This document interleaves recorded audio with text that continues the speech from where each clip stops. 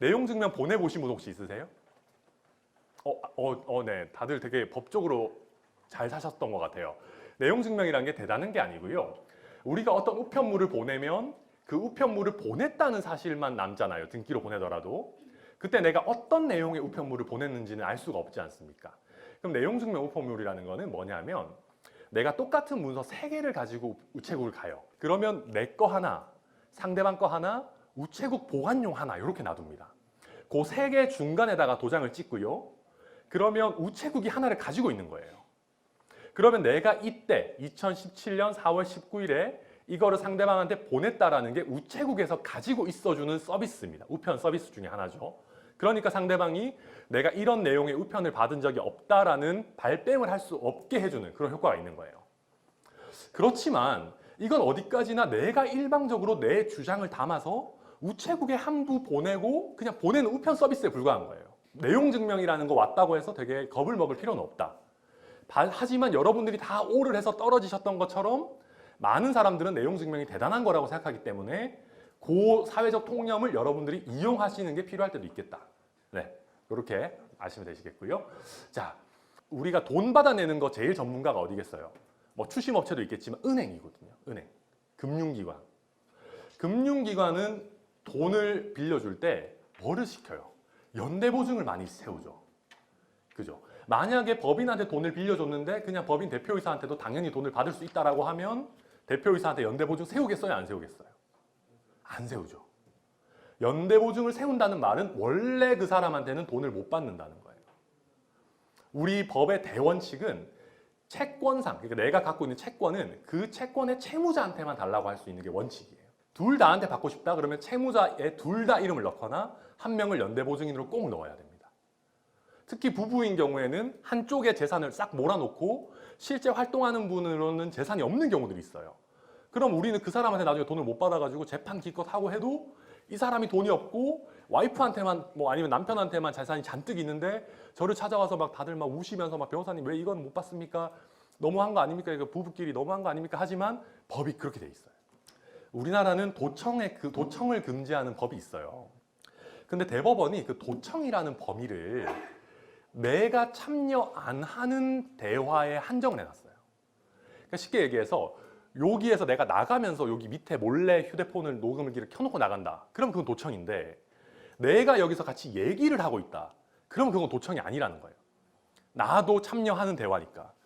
그러면 이렇게 되면 내가 그 자리에 있기만 하면 모든 대화를 다 녹음할 수 있다는 법적인 결론이 나오거든요. 저는 이게 굉장히 잘못됐다고 생각하지만 지금 법이 그래요.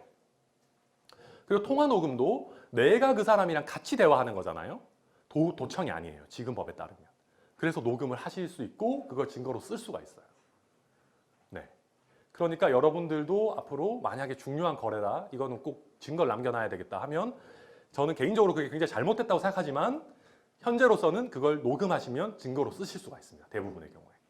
상가 임차인은 상가 소유주가 바뀌더라도 상가 건물 임대차 보호법상 대항력이라는 게 있어요. 내가 새로운 사람한테도 대항할 수 있다라는 힘이 있거든요. 근데 그거는 상가 건물 임대차 보호법상의 요건을 갖춰야만 있는 겁니다. 늘 있는 게 아니고요.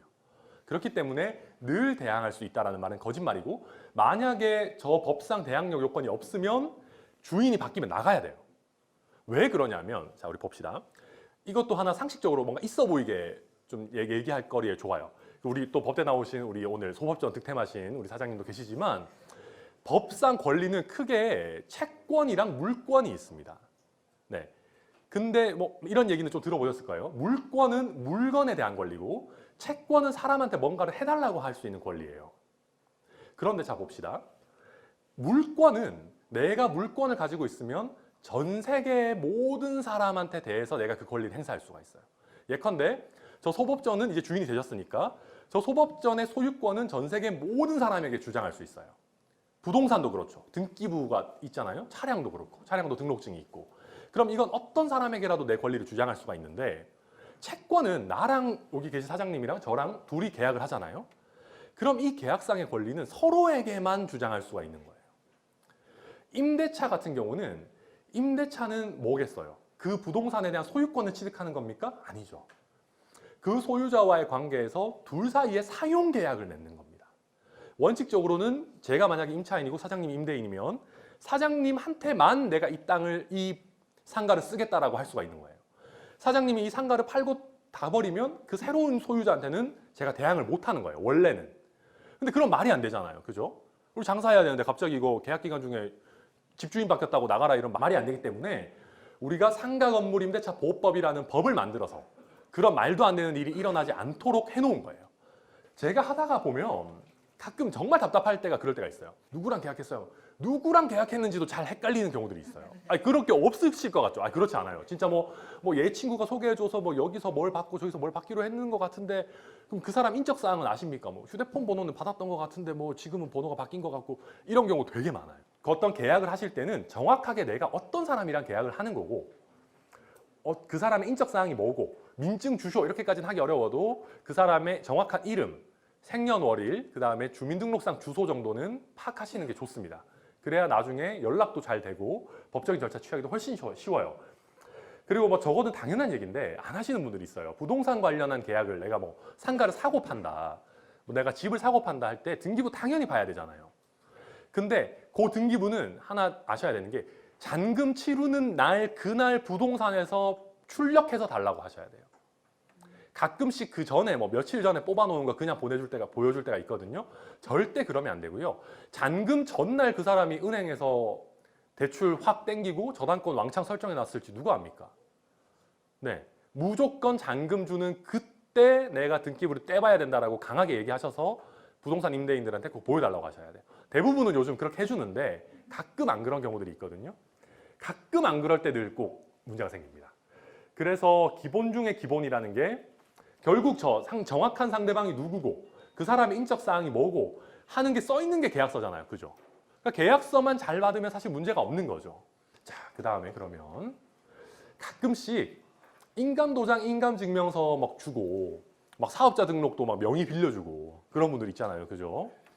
절대 해서는 안 되는 일입니다. 인감도장과 인감증명을 주면은 거의 모든 법률 행위를 다 할 수가 있어요. 뭐 못하는 게 몇 가지 있어요. 부동산 사고 파는 거. 부동산 사고 파는 건 그 부동산 매도용 따로 떼야 되기 때문에 그 뭐 그런 거 예외가 있지만 내가 인감도장과 인감증명을 있으면 모든 법률 행위에 대한 위임장을 내가 만들면 돼요. 제일 해서는 안 되는 게 돈을 싸들고 현금으로 주는 거. 그거는 거의 돈을 안 받겠다는 얘기입니다. 네, 돈을 싸들고 가서 현금으로 주는 거는 계약서가 최선이지만 그리고 요것도 하나 말씀드려야 되겠다. 가끔 저한테 오시는 분들 중에 변호사님 계좌이체 해놨는데 돈 당연히 돌려받을 수 있는 거 아닙니까? 자, 계좌이체로 보냈습니다. 이게 무슨 명목의 돈인지 거기 나옵니까? 안 나오죠. 그러면 그 사람이 뭐라고 합니까? 투자금이다. 이거는 뭐 내 사업하는데 투자해 준 거다. 수익이 나야만 갚는 거다. 아니면은 빌려준 건 맞는데 100년 후에 갚기로 했다. 진짜요. 그럼 뭐 100년 그렇다고 10년 후에 갚기로 했다. 계약서가 있으면 이거 뭐 어떻게 합니까 이거? 계약서 있으면 다행이지만 없으면은 어떻게 해요? 투자금이다. 투자금 아니고 내가 대여금이라는 거 어떻게 증명해요? 진짜 골치 아픕니다. 이런 상황 되면. 아시겠죠? 그러니까 계좌이체만 해놓는다고 해서 무조건 다 되는 게 아니고 요 내용이 뭔지에 대해서 증빙 자료를 갖고 계셔야 되는 거예요. 자, 그 다음에 요거 하나인데요. 계약할 때 우리가 계약서를 썼는데 단골로 나오는 얘기 이런 거예요. 야, 나 이 계약서 내가 안 썼어. 네가 그때 도장 네 맘대로 찍은 거 아니야. 뭐 서명 이거 내가 한 거 아닌데? 뭐 우리 직원이 가서 지 맘대로 한 거 같은데? 뭐 단골 메뉴입니다. 나중에 돈 달라고 하면 단골 메뉴. 나 이런 거 처음 본다. 진짜 단골 메뉴예요. 너무 많아요. 그러면 또 어떻게 해야 되냐면 필적 감정 보내고, 그죠? 그때 있었던 증인 찾고 막 난리예요. 그러니까 그 사람이 그때 당시에 이걸 다 알고 여기에 사인했다라는 거를 녹음을 해놓으시면 제일 좋아요. 그러면 그 사람이 막 나 여기 없었고 뭐 직원이 혼자 알아서 한 거고 난 여기에 동의한 적 없고 이런 소리 못 하는 거죠. 아시겠죠? 계약서를 받으시면서도 동시에 그 사인하는 현장에 대한 녹음까지 해놓으시면 아주 좋습니다. 요거까지 있으면 못 빠져나가죠. 요거 이제 제가 지급명령이라는 제도에 대해서 설명을 드리겠다고 했잖아요. 우리가 만약에 받을 돈이 있어요. 우리가 이렇게 조치도 다 취하고 뭐 다 열심히 했는데 이게 뭔가 이 사람이 잘 주면 좋은데 뭐 그 사람도 사정이 있을 수가 있고 해서 뭐 돈을 잘 못 줄 수가 있지 않습니까? 그죠? 그러면 그 사람만 믿고 뭐 세워라 내워라 맨날 기다릴 수는 없잖아요. 나도 뭔가 조치를 취해야 되는데 그러면 많은 분들이 하시는 게 내용 증명입니다. 돈 갚아라. 내용 증명 보내는 거예요. 땅 내놔라 이런 거 말고 단순한 금전, 돈 받을 게 있다라는 그런 사건에 관해서 채권자가 지급 명령 신청을 하면 법원이 묻지도 따지지도 않고 채무자한테 일단 이 돈을 지급해라 명령서를 보내버려요. 묻지도 따지지도 않고 내가 그 신청 내자마자 진짜 시간도 얼마 안 걸려요. 자, 그러고 나서 채무자가 지급 명령을 받은 후에 2주 동안 이 일을 안 하면 요거에 대해서 요 지급 명령서 요걸 가지고 바로 압류를 할 수 있게 해줘요. 어마어마한 절차입니다. 네. 이게 어마어마하고 아주 좋은 절차인데 이거를 제대로 써먹는 사람들이 카드 회사랑 대부업체밖에 없어요. 사실 이런 절차를 만든 거는 우리 소상공인들, 서민들이 이런 거를 많이 쓰라고 만들어놨는데 정작 서민들, 소상공인들은 잘 모르고 대부업체 카드 회사만 이걸 잔뜩 쓰고 있어요. 그러니까 우리도 이걸 알고 가능하면 이용하면 좋겠죠. 물론 이거를 쓸 일이 없으면 더 좋겠지만, 그죠? 그렇지만 물론 이것도 인지 때도 저렴하고 절차도 굉장히 빨라요. 다만 요 2주 내에 채무자가 이의를 제기하면 당연히 이의를 제기하니까 통상적인 소송 절차로 가는데 만약에 이 사람이 내가 실제 돈을 빌린 게 맞고 그냥 돈이 없어서 못 갚는 거다. 그러면 굳이 이의하겠습니까? 이의 안 하고 확정되는 경우 굉장히 많습니다. 그러면 그 사람 재산에 대해서 우리가 강제 집행을 할 수 있는 판결문과 동일한 효력을 가진 명령서를 갖고 있게 되는 거예요. 굉장히 좋은 제도죠. 네, 요거 하나 알고 계시고 주변에 돈 떼어가지고 힘들어하시는 분들한테 야 이런 게 있대. 내가 어디 가서 뭐 이상한 막 약간 락스피릿 있다고 주장하는 변호사한테 얘기 들었는데 뭐 이런 게 있대. 이렇게 얘기해 주시면 굉장히 뭔가 자기 품격도 올라가고 있어 보이고 그죠? 그런 느낌 날 수 있으니까. 네. 그러니까 여기 또 그리고 심지어 여기 좋은 게 인터넷으로 신청을 할 수가 있어요. 심지어 법무사도 찾아 안 가도 돼요. 변호사는 물론이고. 그러니까 요 지급 명령 뭐 전자소송 이렇게 인터넷으로 검색하면 요 사이트가 바로 나오거든요. 요거 제 아이디고 여기 보면 바로 요 지급 명령이라는 게 있어요. 저걸 누르면 자동으로 막 내 이름 인터넷으로 그 뭐 마치 쇼핑몰에 주문하듯이 내 이름 쓰고 주소 쓰고 상대방 이름 쓰고 주소 쓰고 내가 못 받은 돈 얼마인지 쓰고 막 이렇게 하면 자동으로 완성이 돼서 전자로 접수를 할 수가 있어요. 돈도 전자로 낼 수도 있어요. 법원을 갈 필요가 없어요. 이런 좋은 절차를 왜 다들 잘 모르시나 이게 잘 모르겠어요. 저도 법조인이지만 법조인들이 먹고 살라고 이런 절차를 잘 홍보 안 하는 건가 싶은 생각도 좀 드는데 아무튼 이런 아주 좋은 절차가 있으니까 잘 알고 계시면 좋겠습니다. 그리고 임대차에 대해서는 제가 얼마 전에 배달의 민족에서 강의한 동영상이 배달의 민족 거기 유튜브에 있기 때문에 더 자세하게 보고 싶으시면 그걸 보셔도 됩니다. 그래서 자, 이거 볼게요. 자, 이게 상가 건물 임대차 보호법 15조의 내용이에요. 이 법의 규정에 위반된 약정으로 임차인에게 불리한 거는 효력이 없다.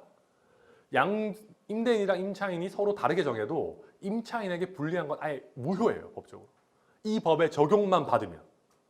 자, 그럼 이 법이 굉장히 강력하게 임차인의 권리를 보호해 주는 건데 이 법의 적용을 받기 위한 필수 요건이 요 세 가지예요.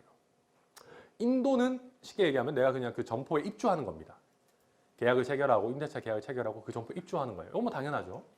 두 번째는 그 점포 요 자리에 사업자 등록을 신청하는 거예요. 이건 당연히 누구나 다 하는 거겠죠. 그죠? 근데 요거는 안 하시는 분들이 간혹 계실 수도 있어요. 그게 뭐냐? 관할 세무서에서 사업자 등록 어차피 신청하러 가실 때 임대차 계약서 들고 가셔가지고 요것도 팁을 드리면 임대차 계약서 잔금 지급일 전이라도 우리가 임대차 계약서 받잖아요. 그죠? 받잖아요. 계약금만 주면 임대차 계약 받잖아요. 그죠? 그거 들고 가서 사업자 등록 어차피 하시려면 미리 가셔야 되니까 그거 들고 가는 김에 여기다가 확정일자 찍어주세요 라고 한마디 하면 됩니다. 거기 가가지고 물론 뭐 부서는 다르겠지만 아무데나 찾아가서 확정일 찍어주세요 이러면 약간 이상한 사람 취급할 수 있겠지만 제 말뜻은 아시겠죠? 그러니까 거기 부서에 가가지고 찍어달라고 하면 찍어줘요. 그러면 이게 어떤 효력이 있느냐? 자, 봅시다. 이 확정일자를 찍으면 그날 내가 이만큼의 보증금이 있다라는 게 공적으로 증명이 남고 그 날 뒤로 은행에서 저당권 설정한 거는 내 후순위가 됩니다. 어마어마한 효력이 있는 거예요. 쉽게 얘기하면 내가 저기 확정일자 도장 하나 찍음으로써 내가 갖고 있던 평범한 그냥 보증금 돌려주세요라고 할 수 있는 권리가 은행이 설정하는 저당권 같은 강력한 권리로 변하는 거예요. 요 두 번째가 묵시의 갱신인데 요거는 제가 왜 넣었냐면 오해하고 계시는 분들이 있어요. 이게 뭐냐면 다 아실 거예요. 대충의 내용은 임대인이 임대차 기간이 만료되기 6개월 전부터 1개월 전까지 임차인에게 나는 너랑 갱신 안 할 거야.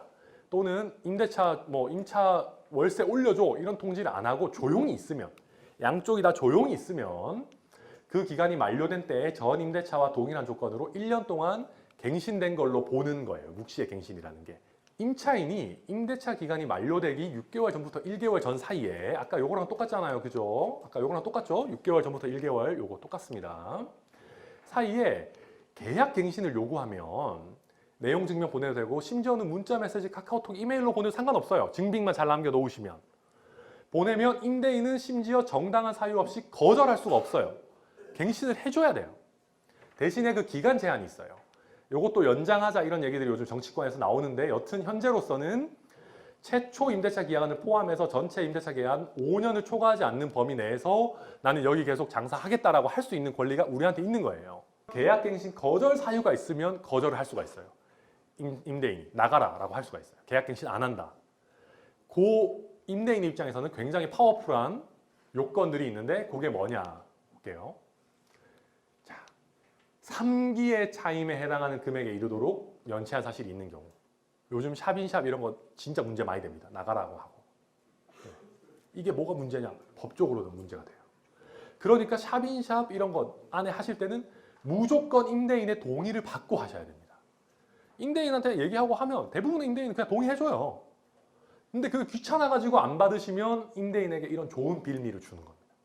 우리가 그게 서로 친구 간에 놀러 가고 놀러 가는 거야 어디 놀러 가든 밥 뭐 먹는지 그런 건 괜찮지 않습니까? 근데 이게 내가 법적으로 이거를 뭔가 했을 때 아까 말씀드렸던 것처럼 속이 쓰리거나 내가 이게 신경이 쓰일 정도로 중요한 일이다. 그러면 괜히 쿨한 척 하지 마시고 내가 이거를 잘 한번 생각해 보시고 내가 잘 모르겠으면 주변 분들한테 문의도 해보시고 네이버에 검색도 해보시고 정말 필요하다 그러면 법률 전문가와 상의도 해보시고 그렇게 해야지만 이런 나의 법적인 권리를 지킬 수가 있다. 너무 그냥 쉽게 쿨하게 이 사람 괜찮겠지. 절대 그렇지가 않아요. 가족 간에도 문제가 생깁니다. 근데 여러분들 아무리 2년 오래됐어도 5년, 10년 되신 분도 어떻게 될지 몰라요. 그러니까 이렇게 늘 신중하게 요거를 생각하시고 한번 좀 곰곰이 생각해 보시고 주변 분이랑 한번 상의해 보시고 그렇게 하면 내일일 때는 잘 모르거든요. 옆 사람이 물어보면 이제 끝나는 마당이니까 너 미친놈 아니야? 이렇게 합니다. 너 미친 거 아니야? 너 이것도 계약서 너 임마 너 재벌이야? 이것도 계약서 안 쓰고 그냥 빌려준다고? 너 정신 나갔냐? 이런 따끔한 말을 주변 사람들은 해줄 수가 있거든요. 주변 사람들과 잘 상의해 보시고 신중하게 하시면 여러분들이 가게도 운영하시고 개인적으로 또 법률 문제나 이런 것들이 없이 원만하게 잘 또 편안한 그런 사업과 생활을 영위하시게 되지 않으실까 싶습니다. 네, 그러면 긴 시간 잘 강의 들어주셔서 감사합니다. 감사합니다.